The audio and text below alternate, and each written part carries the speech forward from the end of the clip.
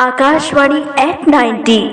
मैं आकांक्षा प्रधान। मैं रायगढ़ की रहने वाली हूँ। रेडियो हमेशा से ही मेरे साथ जुड़ा रहा। वक्त बदल गया पर कुछ आवाज़ें आज भी दिल के करीब हैं। जब भी मैं अपने बचपन की यादों में लौटती हूँ, सुबह सुबह एक मीठी आवाज़ हमेशा मेरे दिल को छू जाती है, और वो आवाज़ है रेडियो की आवाज़।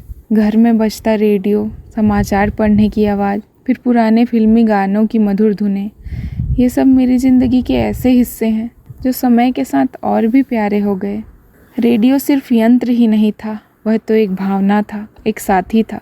जब मोबाइल और इंटरनेट नहीं थे, तब रेडियो ही हमारी दुनिया से जुड़ने की खिड़की था। चाहे क्रिकेट की कमेंट्री हो या रामायण महाभारत की कहानियाँ, रेडियो ने हर बार हमें बांधे रखा। रेडियो ने हमें सिर्फ गाने ही नहीं सुनाए, बल्कि हमें समाचार, मौसम की जानकारी, कृषि संबंधी सुझाव और शिक्षाप्रद कार्यक्रम भी दिए। आकाशवाणी और विविध भारती जैसे चैनल हमारे घर के सदस्य जैसे बन गए। रेडियो मेरे लिए सिर्फ एक डिवाइस ही नहीं, बल्कि भावनाओं का पुल है। वो बचपन की छुट्टियाँ, वो दादी की कहानियाँ, पापा का समाचार सुनना, मम्मी का गाने गुनगुनाना, ये सब मेरी यादों में रेडियो के साथ ही बंधे हुए हैं। रेडियो एक आवाज़ है जो दिल से निकलती है और सीधे दिल में उतरती है। तकनीक चाहे कितनी भी आगे बढ़ जाए, रेडियो का स्थान कोई नहीं ले सकता।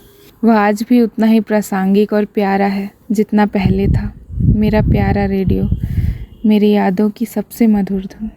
मैं रेडियो की पुरानी श्रोता हूँ और रायगढ़ आकाशवाणी से प्रसारित होने वाले कार्यक्रम किसान वाणी, घर द्वार, वनिता विहार सुनती हूँ, जो कि मुझे पसंद है। और आकाशवाणी को 90 वर्ष पूरा होने पर आप सभी को बहुत बहुत शुभकामनाएँ।